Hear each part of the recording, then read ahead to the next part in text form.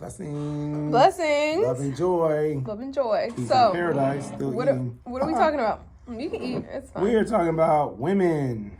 We're talking about how women are the economy. Yep. And I love this concept and realization because it is true.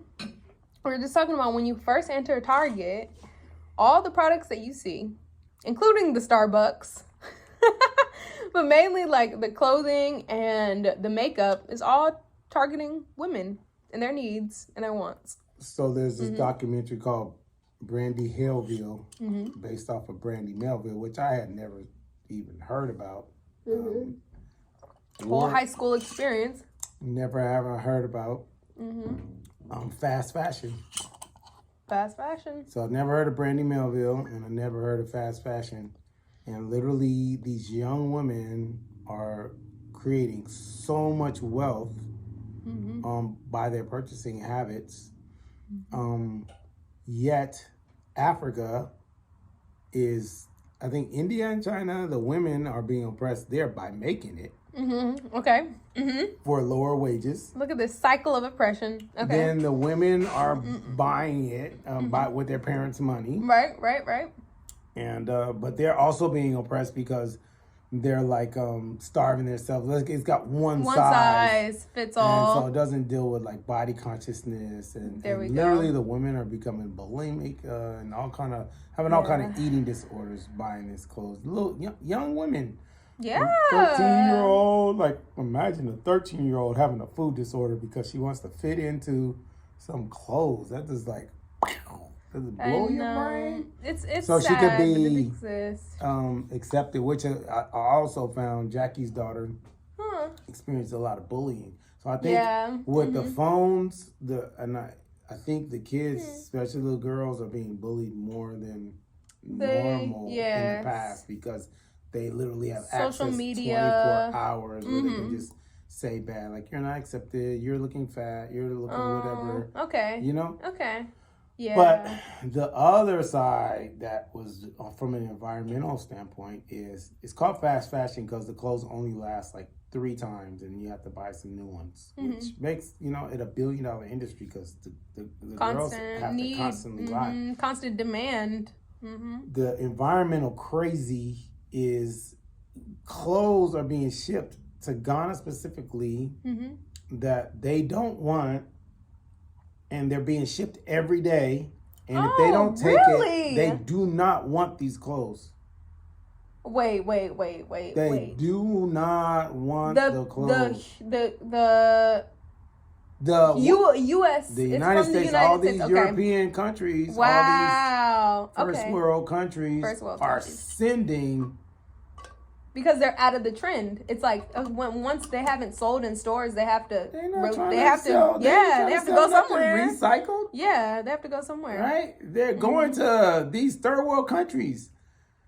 They are being forced, and if they don't take the clothes, if they don't take these fast fashion clothes, they are being like penalized. So like they'll not get them a loan, or they'll not give. Yes, they're being penalized.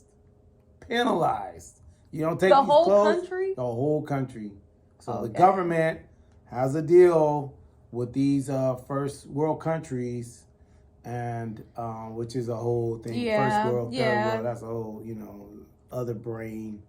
I know, who's really first? Yeah, and literally like you know what I mean. Yeah, the European countries. We would have to go and dissect that, and in another video. That's another video. But they're being force fed.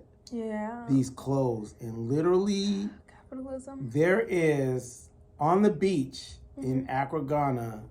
These environmentalists dug down, and they dug down 8 feet, and it was still closed. No. And the lady who's from like Switzerland or something, or America or somewhere, she literally in her mind, she feels like the whole bay is just full of these clothes.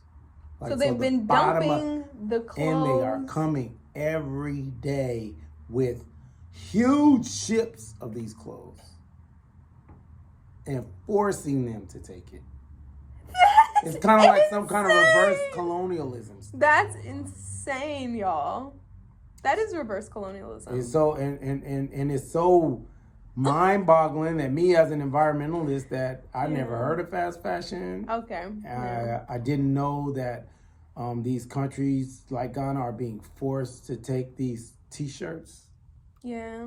I mean, I kind of knew about the young woman a little bit with food disorders. Kind of knew about that. Also kind of knew about sweatshops, stuff like that. So those two were in my consciousness, but I just didn't connect the whole thing. It's just like this whole weird cycle of oppression for women and of and oppression for the earth and countries. Earth. Earth Day is Earth Day today. I know, and on Earth Day. On Earth Day, we're asking you to please become aware, because we were talking about awareness. And once we become aware, then we can solve these challenges.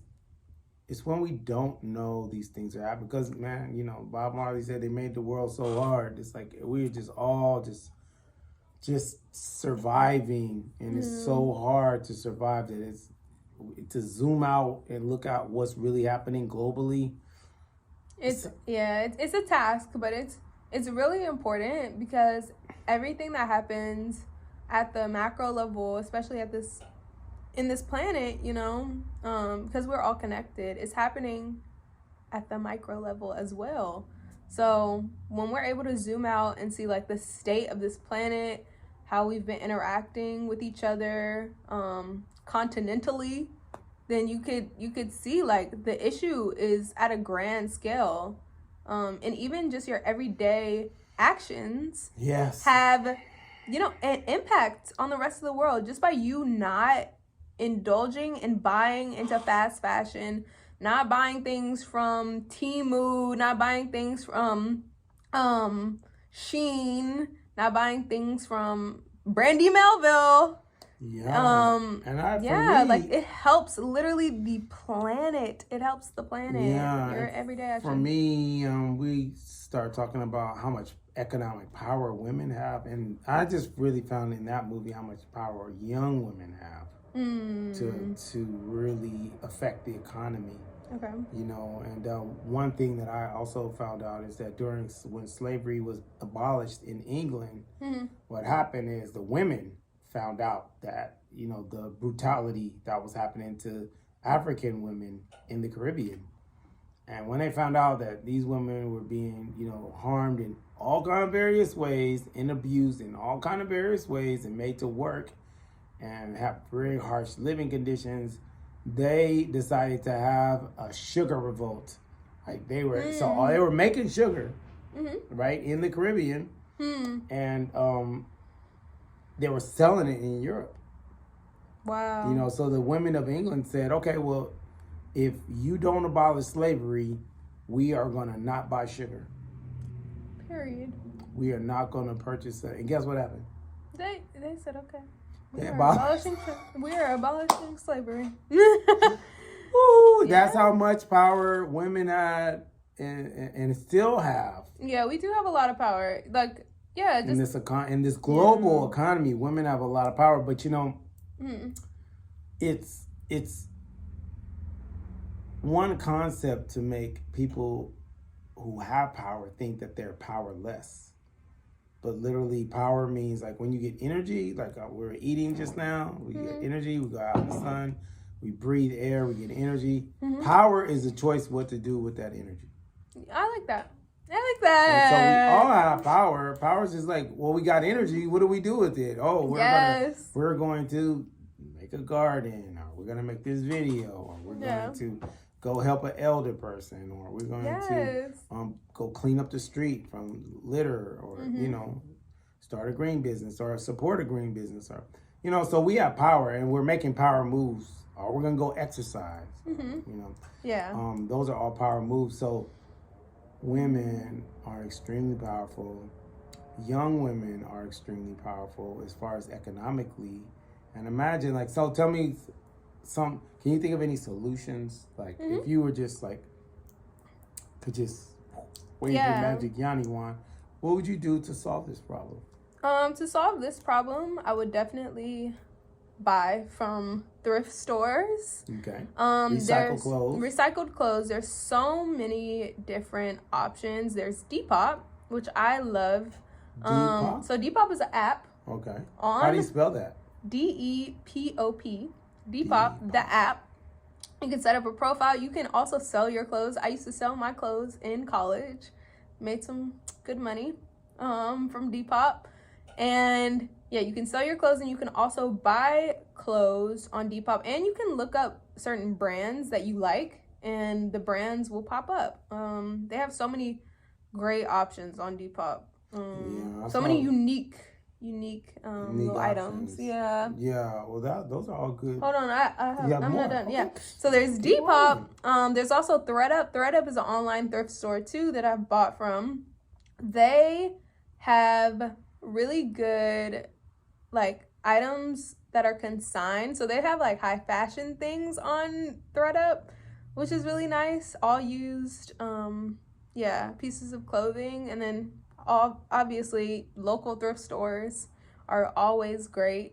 I would also buy locally from designers that are in your area. Usually the designers that are in your area have put love and effort, and also it's like the items that they make are great quality because it's their designs, and they want, you know, whoever is wearing their clothing to look good, feel good. They want it to last.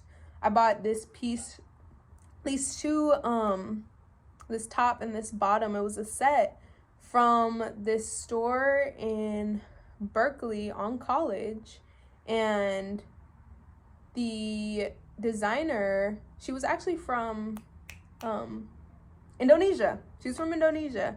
And the quality of her clothes, though, like she made them. The quality of her clothes were incredible, right? It was obviously pricey. They're like, the top was like $50. The pants were probably $60. So yeah, it was like $110 for the whole outfit. But it was worth it because they're such staple pieces too. You get really beautiful pieces if you go to like local. Okay.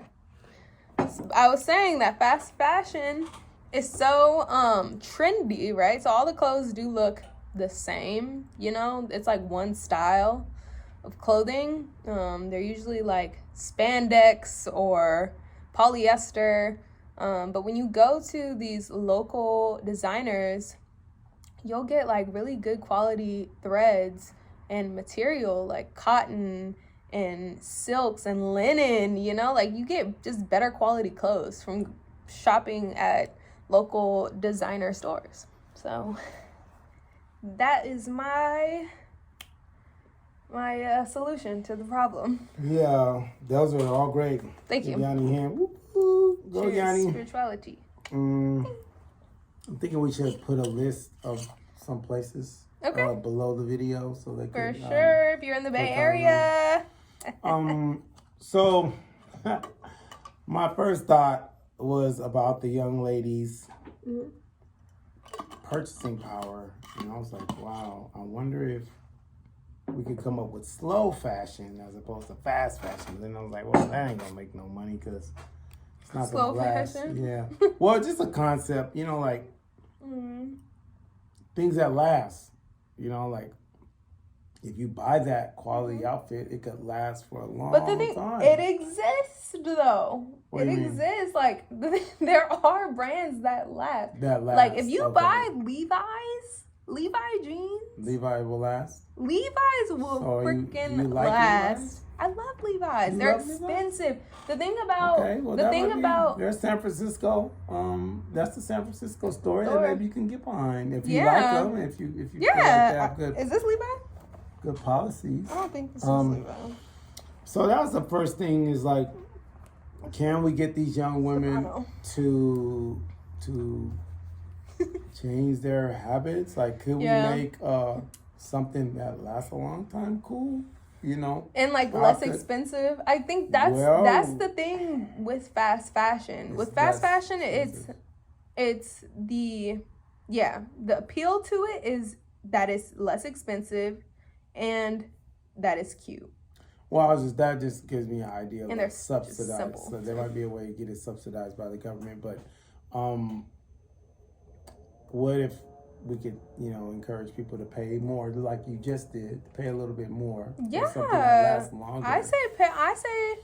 Well, number one, thrift stores, you get things for a less expensive price. And if you know how to look, if you take the time to look, kind of treat shopping as a therapy, as therapeutic, you're going to attract some great quality things. You're going to attract some staple pieces. Some vintage stuff, some cute stuff, some stuff that like nobody else has, you're going to feel like, oh my God, this is like one of a kind. This is my own thing. Yeah. Yeah, and I think that's what also is like, I also think like the narrative has to shift around fashion in general. Because like I guess when I think about like couture fashion, that is a beautiful craft. That's an art form. But when I think about like everyday wear and like comfortable clothing, like streetwear and what is the other? There's like different like names to like different clothing. But I think this narrative has to shift where we are appreciating the uniqueness of pieces and instead of looking like everybody like go into looking for clothes as a way of like dressing your character, dressing like how you feel and your emotions, and like it's a whole philosophy.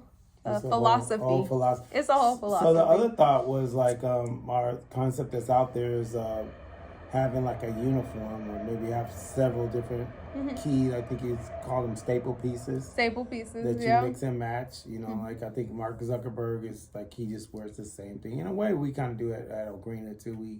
You definitely do. Yep, we have our like green tops and tan pants and brown shoes, and that's what we wear. So we don't have to have a lot of different clothes.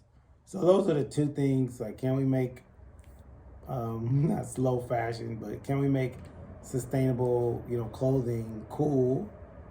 And it is cool. I think like it just depends on the community that you're around. Like in my community, it's cool to thrift. It's cool to like find something that like is so unique and is so you, and it like took time for you to find it, and there's a story behind it. Like that's a cool thing. Right. And I think like mainstream, it's not as cool. In the mainstream, it's definitely cool to like have like designer things and trendy things, and there's definitely trends, and trends are mainstream, and where you find the trendy items are in fast fashion brands. And so and the weird thing is those old men creating these. Well, they're not just old, they're like generational. It's the one thing like being a craftsman that I have to give honor to. Like if that's it, you come from a family of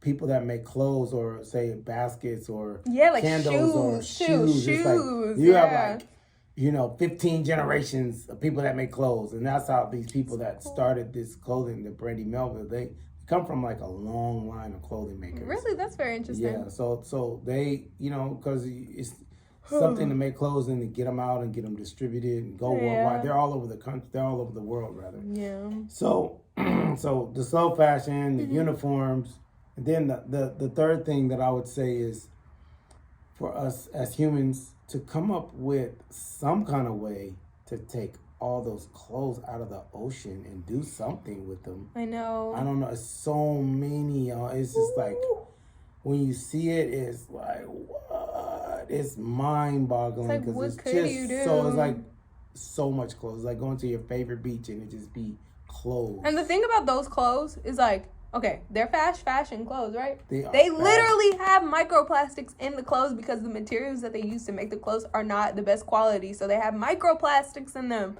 So they're literally like harming the ocean. So we gotta try to get those clothes out of the ocean. Yeah, what can we do? And what try can to we do? figure out Okay, first thing that comes to mind. To do with all those clothes, because there's so many of them and they just keep coming. What is the first thing? What's the first thing that comes to your mind? What can they do? So the people that are gonna do it is gonna do it, and they're gonna get the documentary did have this one father and two sons that were recycling the clothes and taking it, and I think they were making pellets out of them. Oh, okay. And then they were taking those pellets and then making other clothes out of them. Wow. So I know there's something that we can do. We humans created the problem, and I think as we collectively begin to think about it. Okay, well, I just had a okay to us. So the first thing that needs to happen is there needs to be a cleansing and solution based company or a couple of businesses or companies who know how to clean fabric. They need to be in charge of cleaning the fabric, right? So that they can distribute the cleaned fabric from their company to different companies that could use it for different things, right? So like, yeah, so there needs to be like a cleaning of the fabric. So it's like, obviously, it doesn't have any bacteria, any animals. There's like a whole bunch of stuff that's probably in that material, but it could be salvaged, but there definitely needs to be a deep cleaning of that stuff. Oh God, I was wondering, I just thought of like maybe turning it into some kind of construction material, like bricks. See? Yeah, you could turn it. Kind of fake wood, yes, you could. Yes. Some kind of even like furniture. I can see it being furniture. Turn it into something that we could sit on, or I mainly see it being like indoors. I don't see it being bricks, number one, because of the materials that it's made out of. And then like rain and stuff and like weathering down. I don't know if that's like the best thing. Yeah. But like furniture would be kind of cool. Furniture inside. The thing that I had imagined is like all these ships coming to Oakland, like getting all this stuff, and then having some kind of green factory in Oakland that would take all these clothes from all around the world and then do something with them. But yeah, turn them into some kind of usable products. I think it's possible. You can even make. I literally just looked over there and just saw like the easel, and I'm like, we can make easels. Maybe canvas. Canvas. We can make hangers out of. That would kind of be ironic. Hangers. Yeah. That hang clothes. That hang clothes out of recycled clothes. Yeah, something's got to be done. Yeah, like we can make shelves. We can make a whole bunch of stuff. But you know what? It's billions of tons of material out there that it can be used to create some kind of product. It would just be like going to get the material out of the ocean, and then processing it some kind of way. So that's the whole thing. But it sounds great. Humans caused the problem. I know we can come up with a solution. Yeah. I know someone in the universe is going out through the ethers. Universe.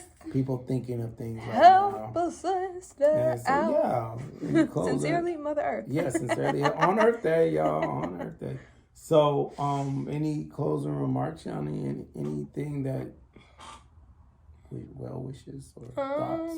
Just like love yourself and the planet more, and don't indulge in fast fashion. Try your best to recycle. Drink more water. Go out in nature. Hug a tree. Hug your fellow neighbor. Get to know your neighbors. Eat organic foods. Yeah, organic foods. Good for the environment. Start cooking your food at home more often, so you don't have takeout containers and that you have to throw away. Styrofoam is the worst. Styrofoam is the worst. Georgia, please do better. And just like try your best, and you're doing a good job. Yeah. And continue to just continue doing better every day. high hopes. Thank you, Yanni. Yep. Yeah, my closing remarks very similar. Just love yourself, and as you ascend and get higher and higher in your consciousness, then downloads start coming to you like, oh, a solution. You know, like some kind of dream that says, oh, I see myself doing this, and then I was with this group of people, and then we do, and then we like bring that to your group, or call us about it, and then we'll try to figure it out. Yeah, we are here to help. Yes, we're here to help, and I'm a believer. I believe in us that we can solve whatever we created. We can solve. We do. I'm a believer. So, and young women have a lot of power. Women, and they should. We feel have the power. Powerful, and yeah, just know that. Imagine if people knew how powerful they were, you know, and like how this little tiny decision can affect this whole planet, you know, because there's 8 billion of us, and I think a lot of people feel powerless, like, but they're spending money, or they're making power moves all the time. They're calling their friends, or those are all power moves. So y'all doing things. We doing things. We're doing things. Realize how powerful. How about that? Realize how powerful you are, and act accordingly. Period. Okay. Love you. Peace and love.